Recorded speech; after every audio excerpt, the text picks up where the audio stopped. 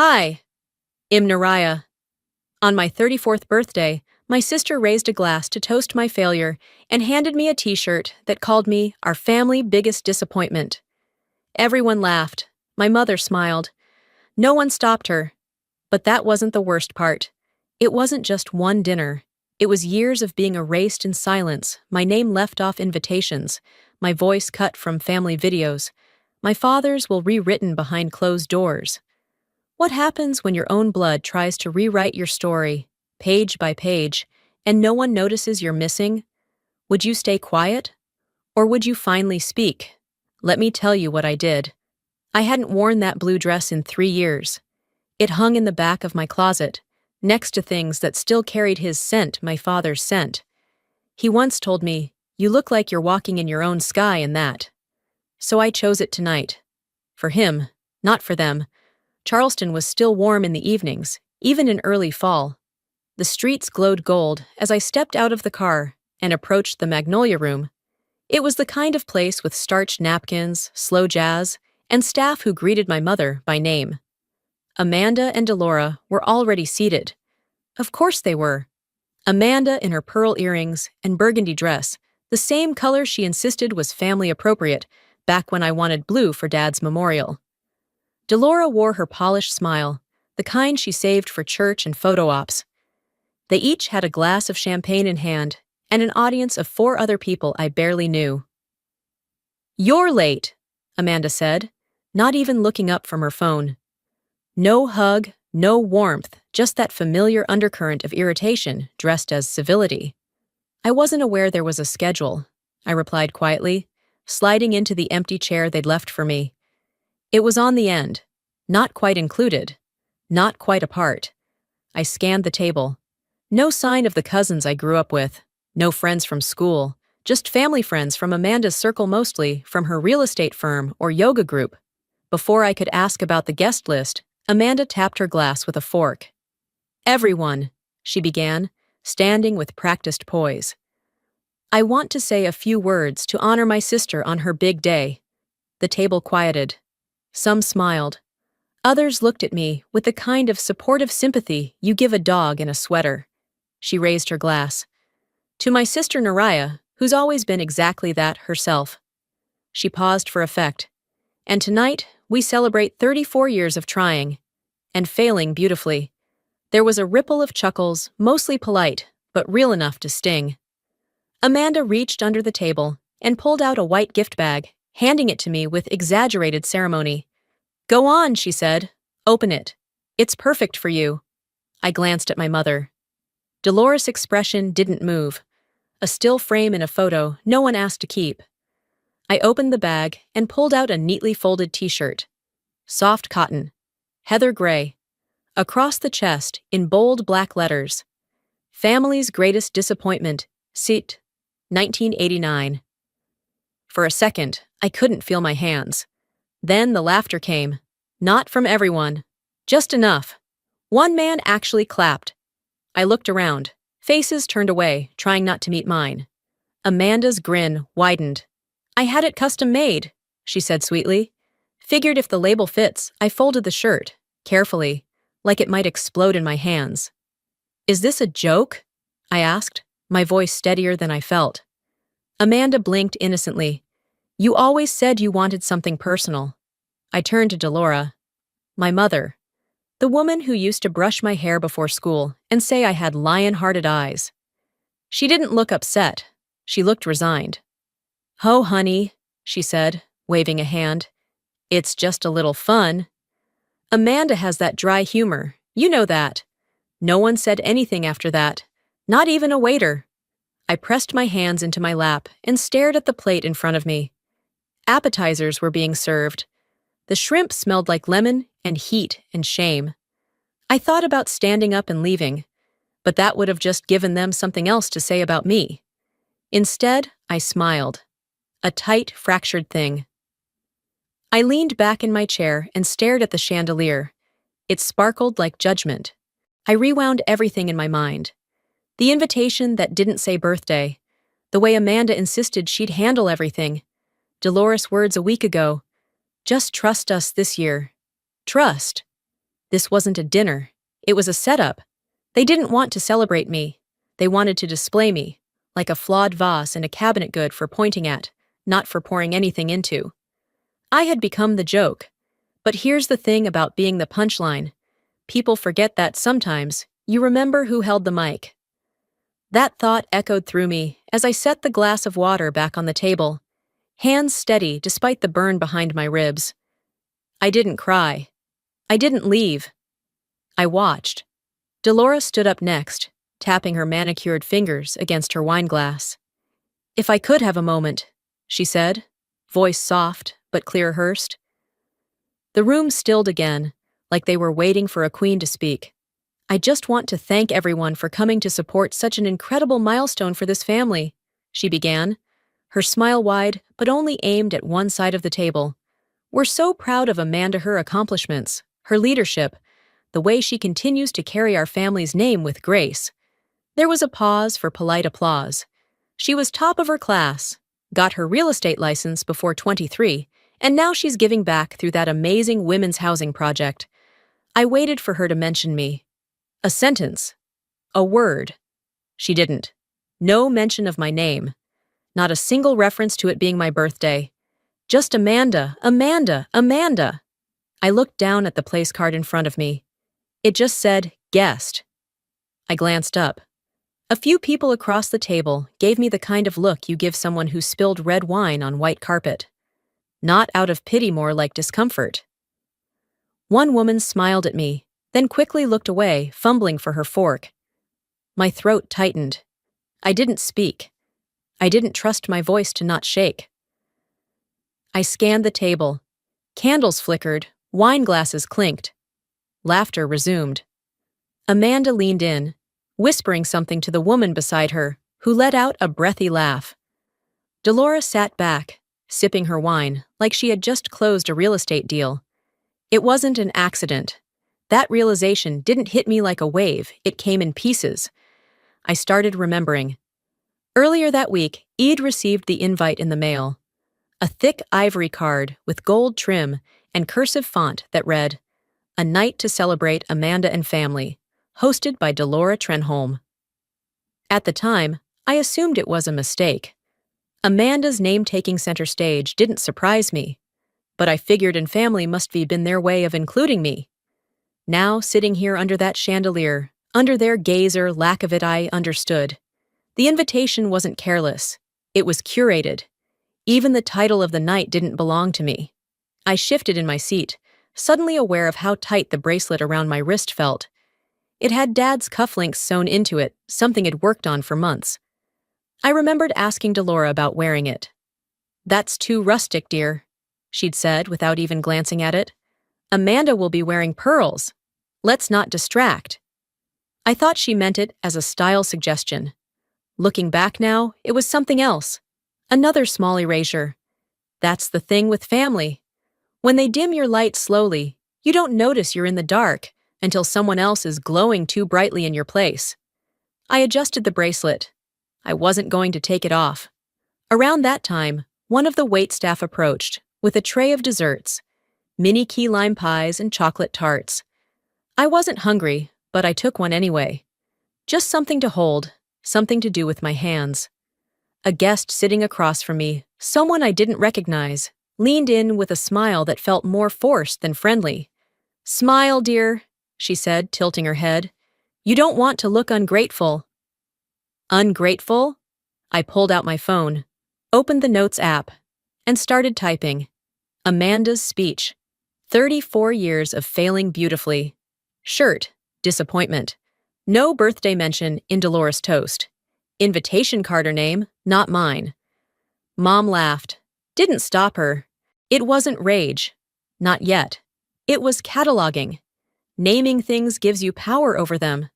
That's something I'd learned early, when no one called what was happening in our house preference. They called it tradition. I added one more line to the note. When they strip your name from your own party, you take it back. I placed the phone down and looked at Amanda. She was mid-laugh, throwing her head back, gesturing with a spoon like it was a wand. I didn't hate her in that moment.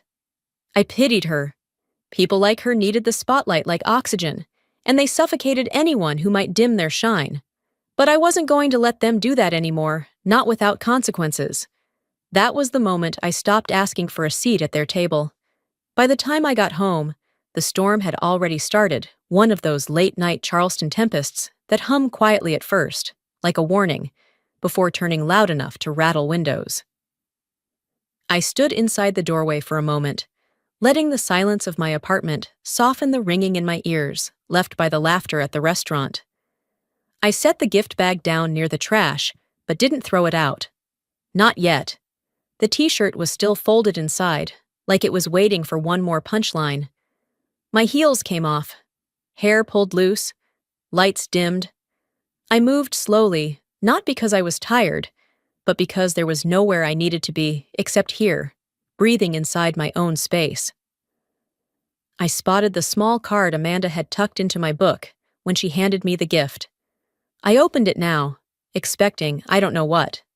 Something. But it was a generic thinking of you cardone you could grab in bulk from any dollar store. No note, no signature, not even a happy birthday. I sat on the couch and flipped open the album a family friend had handed me on the way out of the restaurant. Just a few of our favorite memories, she'd said, cheerful and clueless. I turned the pages slowly. Barbecues, weddings, Christmas mornings. Then I stopped. It was a group shot from Thanksgiving last year, everyone gathered on the porch at Amanda's new house. The caption on the glossy page read, "The Trenholm Legacy." There I was, barely, cropped at the edge of the frame, only half of my face visible. Amanda and Delora were centered, surrounded by smiling relatives.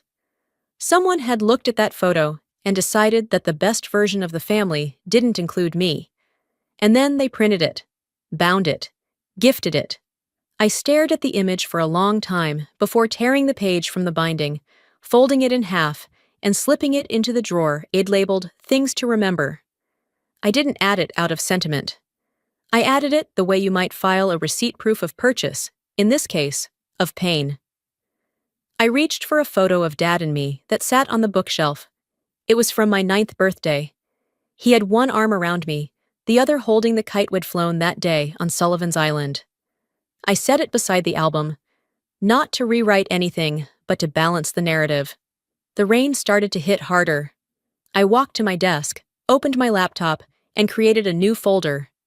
Evidence of erasure. I scanned the Thanksgiving photo, saving it under the name. Chapter 1. The edges they cut. And that's when the memory came back, full color, no warning. I was 10. It was supposed to be my birthday party. Balloons in the dining room, a homemade cake on the counter, candles set aside. I wore a floral dress I'd picked out myself, nothing fancy, but I liked the way it spun when I twirled. Delora had told me earlier in the week that there might be a change of plans. Amanda had won some award, another scholarship, maybe something for math, and there was a small ceremony they had to attend. She promised they'd be home before cake. I sat at the window and watched the rain blur the world outside. They didn't come back until after dark. The frosting had started to melt by then. The balloons were wilting. I hadn't cried. I just sat there. And eventually, I told myself that maybe they thought I wanted the house to myself. Maybe they figured I'd enjoy a quiet day more. That was the first time I remember choosing to believe a softer lie over a hard truth. Because when people disappear long enough, you learn to write them excuses. That's how self-erasure begins. Back in the present, I shut the album, stood up, and walked to the bookshelf again. I took down another framed picture, this one of Amanda, Delora, and me from 5 years ago. A rare photo where we were all smiling. I looked at it for a few seconds, then set it face down in a drawer. The photo with Dad stayed out. My phone buzzed. A voicemail. It was from Lauren, an old friend from college I hadn't spoken to in months. Her voice was soft, hesitant. "Hey, I saw some pictures from tonight. I didn't realize they were still doing that to you. If you want to talk or just sit on the phone in silence, I'm around. You shouldn't be alone." I didn't call her back. I wasn't alone. Not anymore. I texted her instead. I'm not alone. I'm finally seeing things clearly. Then I powered down the screen, let the rain do its thing, and sat in the quiet of my apartment, not trying to be anyone's idea of who I should have been. They didn't forget my birthday when I was 10. They just chose something else to celebrate. By Monday morning, the storm had passed, both outside and in my chest. I poured myself a lukewarm cup of break room coffee and tried to act like it was just another school day.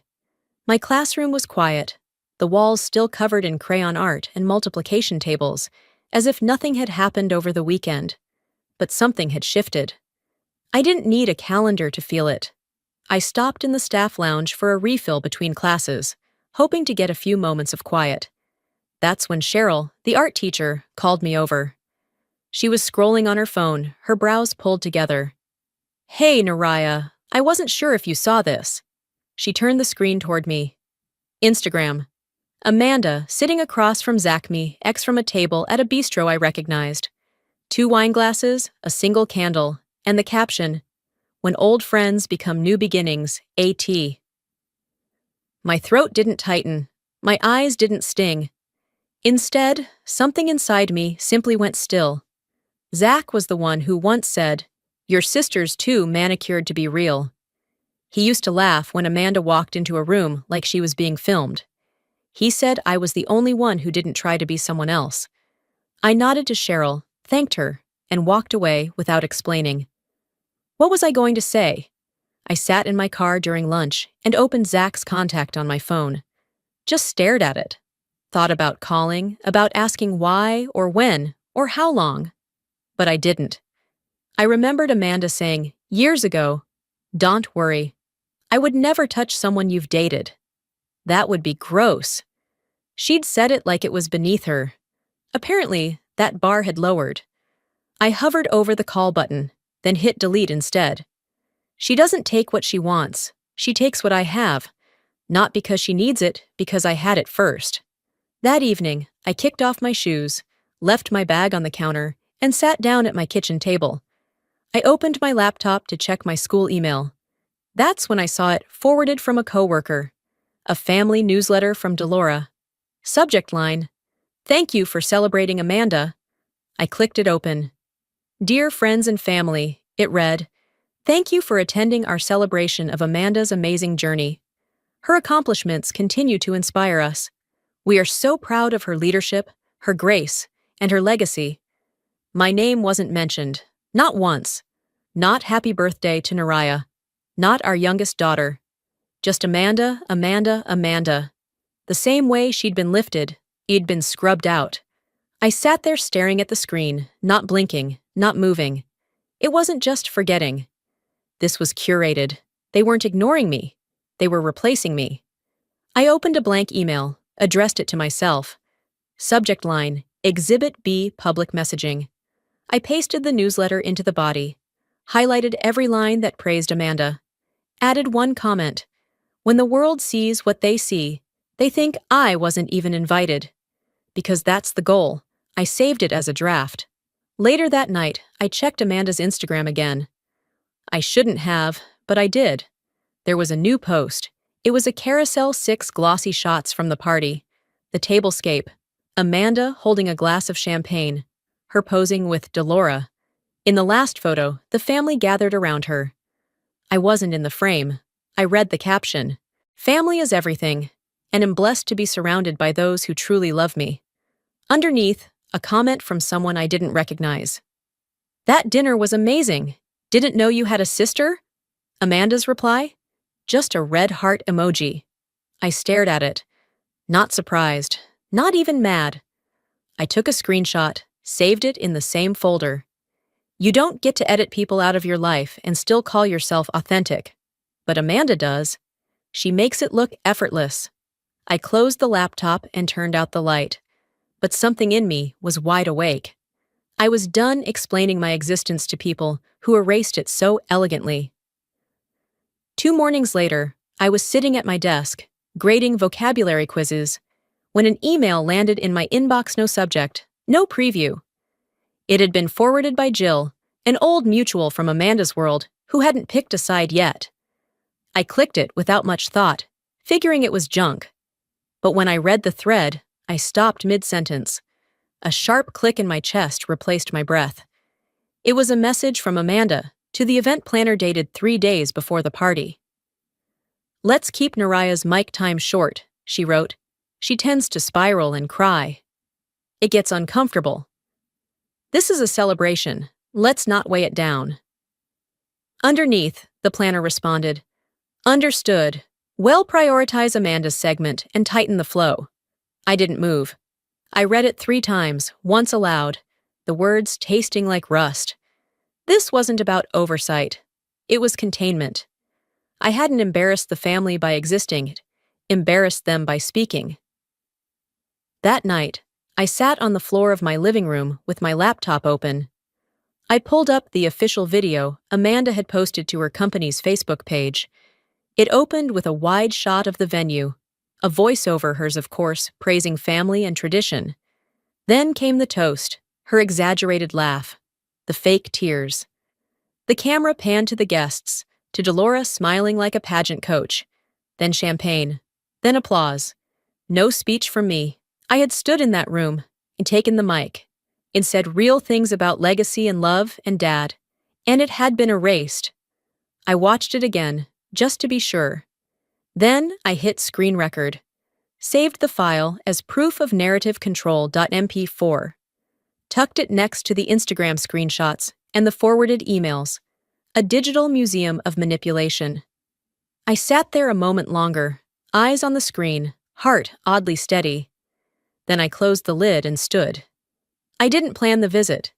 The next afternoon, I left work at 3:15, drove through traffic without music, parked across from Amanda's brokerage downtown.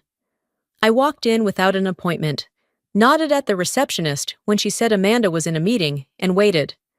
The door to the glass conference room was partially open. Amanda was inside, seated at the head of the table, gesturing at a slide about branding for modern women. She saw me. "I need 5 minutes," I said. Not loud, not angry, just final. Amanda's jaw stiffened. She looked at the others in the room. "Let's break here. Take 10. The others shuffled out, a few glancing back with the kind of curiosity that rises when people sense a storm coming, but don't know who will get struck first. I stepped in. Shut the door gently. "You can finish this later," I said, "but we're going to finish this now." Amanda crossed her arms, leaned against the table. "What exactly do you want, Naraya?"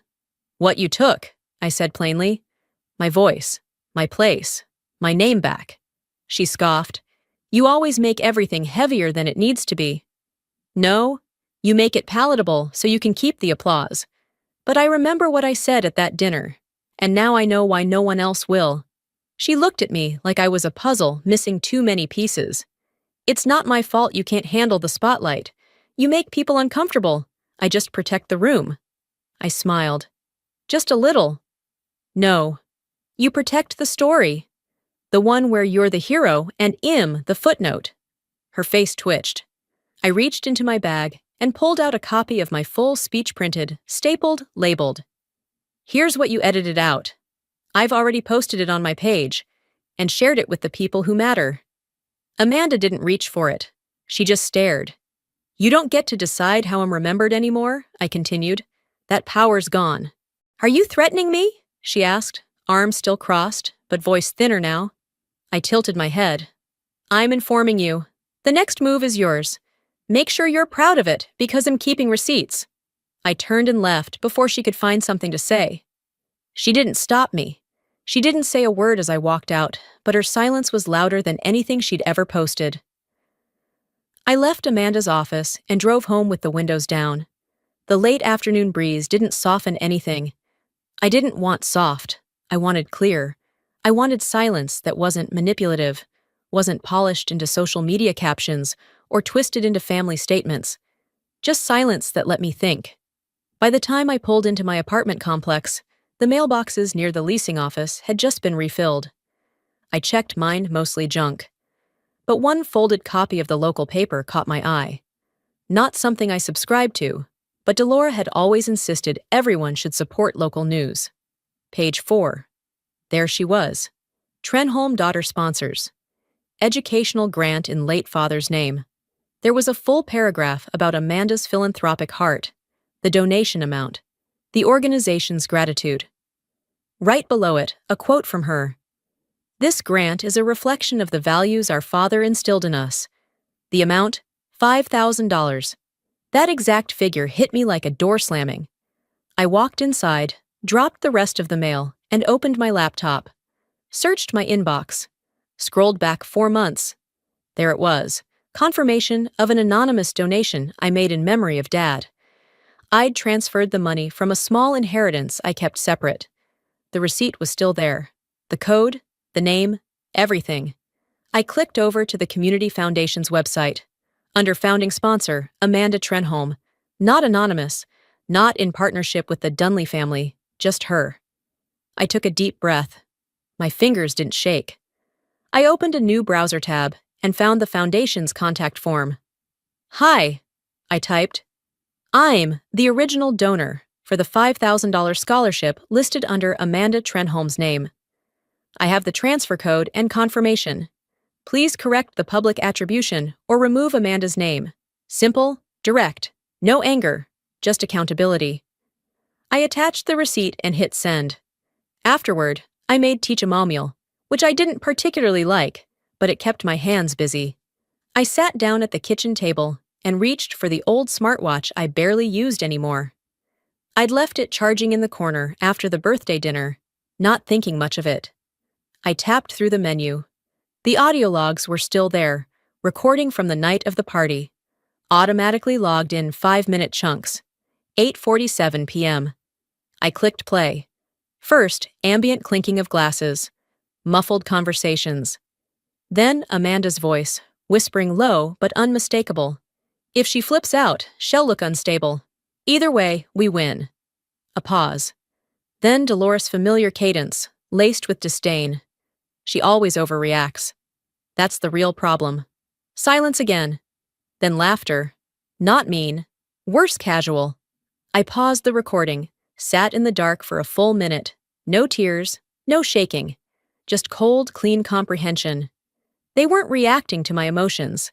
They were provoking them, and then framing them as weakness. I renamed the file, strategicsabotage.wave. I opened the folder on my computer where I'd been storing the screenshots, the newsletters, the edited video. I added the audio file and the donation email. Then I zipped the whole thing and uploaded it to a secure drive titled "Truth in Case I Disappear." That wasn't drama. That was clarity. I locked it with the phrase my father used to write at the bottom of every note he left for me growing up. "Your name means something when you guard it." I closed the lid of my laptop and leaned back in the chair. They wanted me silent. Now I had a voice louder than both of theirs proof. The following afternoon, I was folding laundry with a level of focus that felt like survival, each towel a distraction, each sock a small act of control. The buzzy silence in my apartment was broken by a call from a number I hadn't saved but recognized instantly. "Hi, sweetheart," came the voice. "Rowena." My aunt never called for small talk. She barely called at all. "I've been sitting with something for a while," she said. "And after what I saw this week, I can't keep it to myself anymore." I sat down on the edge of the couch, towel half folded in my lap. "Your father's life insurance, it wasn't supposed to go just to Amanda." I closed my eyes, already feeling the edge of something coming undone. "He filled out paperwork before he passed," she continued. "Split it down the middle. He even told me he wrote a handwritten note in case Delora tried to change it." There was a pause, then her voice softened. "She redirected it, Naraya. All of it. Amanda's house, the one they say she worked so hard to afford it, was bought outright. With your father's money. I didn't ask why she hadn't said something sooner. I already knew. Families like ours didn't break the rules. We bent them quietly, with good posture and polite smiles. Silence was currency, and my father's name had been traded without my consent." That evening, I drove to Rowena's house in the historic part of town. Her porch light was already on, casting a soft glow over the ivy climbing her banister. Inside, the house smelled like lemon polish and thyme. She had the file ready, Thick manila folder, my father's name written neatly in black ink across the front. Inside was the policy draft, unsigned but dated. A copy of the handwritten letter. "Shall deny this if it goes public," Rowena warned. "But it's real. And he meant for you to have it." I held the paper like it might fall apart in my hands. "And they buried this with him," I whispered. Rowena didn't correct me. She just handed me an envelope. "For whatever you do next." On my way home, I stopped at a red light near the Battery. My phone buzzed. Instagram notification. Amanda had posted again. It was another family photo, this time cropped so tightly you'd think we'd only ever had 3 relatives. The caption read, "Some of us grow up, some of us just grow bitter." Over 200 likes. Delora had commented, "So proud of the way you rise. That did it. I didn't cry. I didn't throw the phone across the car like someone in a movie." I drove home, made tea, and opened my laptop. I created a folder titled Narrative versus Truth. Inside it, I dropped the full video of my birthday speech, the scanned insurance documents, the email Amanda wrote about keeping my mic time short, the voice recording from my watch. If she flips out, she'll look unstable. And now, this post. The latest erasure. I opened Facebook, then Instagram. Then my blog still half active, mostly dormant since Dad's death. I posted on all 3. You don't get to rewrite a life that's still being lived. You don't get to rename my grief, repurpose my silence, or crop me out of my own bloodline. Here's my name back. Attached to it, screenshots, scans, video files. I clicked publish and closed the laptop. It took 30 minutes. The first text came from a cousin in Florida. "Girl, you broke the internet." The second was an email from a lawyer representing Amanda's firm, warning about defamation and breach of privacy. And the third, from someone I hadn't expected, my old piano teacher. "You always were the one telling the truth, even when it cost you. Bravo." I poured myself another cup of tea. I didn't break anything. I just stopped lying. By Sunday morning, the notifications had slowed, but the ache hadn't. I hadn't slept much, just drifted in and out, staring at the ceiling as if it could spell something out I hadn't yet figured. I made coffee, black and bitter, and stood barefoot on the cold kitchen tile while the pot hissed behind me. That's when I remembered the old storage bin tucked in the corner of the hall closet, the one I hadn't touched since I moved into this place. It held what was left of my father's home office, packed after he died, and kept sealed since. I carried the box to the living room and set it down gently like it might still carry his breath. Among old tax folders and receipts yellowed by time, I found a flash drive in a plastic sleeve. Labeled in his handwriting, "Silas Trust Final Docs." I turned it in my hand. My name was written on the other side. Back at my desk, I plugged it in. Inside, a folder of letters, 1 video file, and a spreadsheet. The letters were dated a month before he passed. Notes to Delora, to Rowena, to me. But it was the spreadsheet that grabbed my throat. A breakdown of loans, repayments, and totals. I stared at the final line. Debt repaid by Naraya, 27th Reis, Sheen 6143. I had done that quietly, piecing together payments from my teaching salary, covering the mortgage while Amanda got back on her feet, taking over utilities when Mom said the estate was in limbo. I clicked open the video file. The screen went black for a second. Then my father appeared, seated in his old den, wearing the cardigan I always teased him about. "If you're watching this," he said gently, "then you've had to find something the hard way." "I'm sorry." He looked down, collected his thoughts, then back at the camera. "Amanda will always be loud. She'll fill a room before she's even stepped in. And that's not bad. That's just who she is. But Naraya, you've always been the one who listened first. You held the house together while the rest of us pulled it in opposite directions. Don't let your quiet be mistaken for absence." I covered my mouth. Not to stop crying, I wasn't. I just didn't know where to put the sound. I saved the video, added it to the folder. At noon, I opened another document on the drive. A draft of my father's will unsigned, but detailed. Assets split equally between Amanda and me. Then a scanned note in his handwriting. Dolores says Amanda will make the most of it. But what about the one who already has? The official will on file, the one Delora had handled, didn't match this. Not even close. I didn't scream. I didn't throw anything. Instead, I searched for a local estate attorney with good reviews, emailed her my name, asked for a Monday consultation. At 6:45 that evening, my phone buzzed with a group message from Delora. Emergency family meeting tonight. 8 p.m. Our house. No explanation, just location. I showed up last. Amanda was already there, arms folded, eyes narrowed, flanked by 2 aunts and a family friend, who probably thought they were about to mediate a dispute over holiday decorations. Delora stood near the fireplace, her hands clasped in front of her, like she was announcing a church bake sale. I walked in holding the flash drive. "I won't take long," I said. Delora started to speak. I held up a finger. No interruptions. I walked over to the smart TV, connected my laptop, and hit play. Dad's face filled the screen. "If you're watching this," Amanda's eyes twitched. Delora blinked but said nothing. I let it play to the end. The room was still when the screen went black. I looked at them all. Then at Amanda. "You don't have to explain. You don't even have to respond. But I need you to understand one thing, this version of the family, the one where I'm the backup plan or the silent partner, it doesn't exist anymore."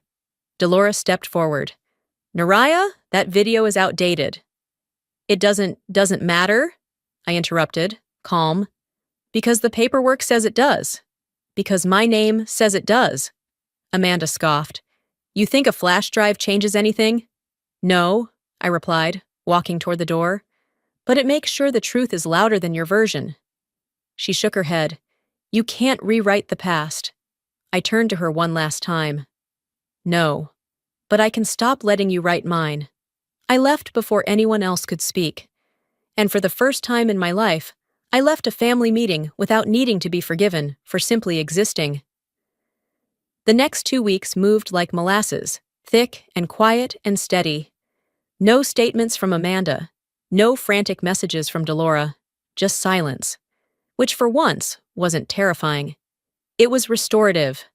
I moved into the new apartment the following Monday, just a modest 1-bedroom on the edge of the school district, close enough to walk if my car ever died. Clean walls, a working heater, and a little patch of balcony that faced nothing in particular. But it was mine. No inherited antiques, no family portraits, just space.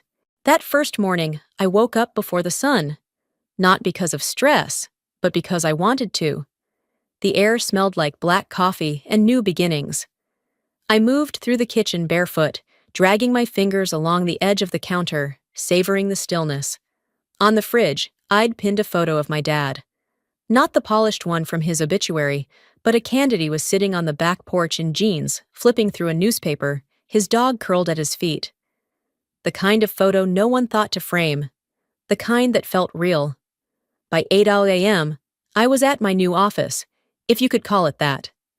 It was a shared room at a community center where Eid recently started volunteering as a counselor for youth kicked out of traditional school systems. Kids who were labeled too difficult, too angry, too emotional. The kind of kids no one had time for. The kind I understood too well. That afternoon, during our first group circle, a boy named Miles, barely 13, arms crossed, hoodie pulled up, spoke up after 30 minutes of silence. "Miss D," he said, not looking at me. "Did you ever feel like your family didn't see you?" I didn't answer right away. The room went still. I watched the other kids shift in their chairs, waiting for me to deny it, to gloss it over like adults do. "Yes," I said finally. "Yes, I did." Miles nodded like he'd expected that. "But I also learned," I continued, "that sometimes it's not that they don't see you. It's that you grew bigger than the version of you they were comfortable with." He looked at me then, not with pity, just curiosity, the kind that might turn into trust. That night, I took a long walk through the marsh trails near my apartment. I left my phone behind. No headphones. just wind and the distant hum of frogs and crickets. The tide was in, brushing the edges of the wooden walkway. I hadn't heard from Amanda, not since the meeting, but I'd seen her Instagram slowly shift. A few comments turned off, a few photos archived. Her followers still praised her. That was fine. I didn't need their applause. Dolores' profile was gone entirely. No proud mother bio. No garden photos. Just deleted. The silence that once meant erasure now felt like choice. And I chose it. 3 days later, a plain envelope arrived with no return address. Inside was a single photograph, and my father, standing in front of a science fair project I had long forgotten. I was 8. He had his arm around me, smiling like the sun was behind my eyes. On the back, in his handwriting, "You are seen, even when they act blind." There was no note, but I didn't need one. I knew who had sent it, and I knew why. I slipped the photo into a frame, placed it beside the fridge. A quiet reminder, not of what was lost, but of what never left. The next Sunday, I walked the marsh trail again. This time, I brought the USB. It was still in my coat pocket, still holding every email, every video, every document. I stood at the edge of the water and looked at it for a long time. The light hit it just right, like a little silver truth. I tossed it. Not hard, not angry, just enough to let it go. It landed with a soft splash and sank out of sight. The ripples faded quickly. The birds didn't even stir. "It served its purpose," I said aloud to no one. "I don't need it anymore." And I didn't. I didn't win. I didn't lose. I just stopped playing the role they wrote for me. Before I wrap this story, I want to speak directly to you, heart to heart. If you've made it this far, you know this wasn't just a story about a sister or a family dinner gone wrong. It was about something deeper, something many of us quietly carry. Being erased, overlooked, or reduced to the quiet one in the family is not just painful, it's dehumanizing. But here's what I've learned. Your silence is not a weakness. It can be your strength. And your voice, when you decide to use it, can shift the room. You don't need a dramatic ending to reclaim your place. Sometimes healing is quiet. Sometimes justice looks like peace. And sometimes the most radical thing you can do is choose yourself without apology, without spectacle. So let me ask you something. Have you ever felt like someone else was writing your story for you? And what did it take for you to take the pen back? If this story touched something in you, if it made you think of your own family, your own journey, or even your own silence, I'd love to hear about it. Leave a comment below. Tell me where you're watching from, or just drop a 1 if it hit home. And if it didn't resonate, that's okay too. I'd still love to hear your thoughts, what you disagreed with, what you wanted more of, what your truth looks like. We're building something here, a space for real stories, real voices, and real healing. If you'd like to hear more stories like this, raw, real, and rooted in life, go ahead and subscribe to this channel. Hit that bell so you won't miss the next one. I promise I've got more to share. Thanks for spending your time with me. I don't take it lightly. Your story matters too. Let's keep telling them together.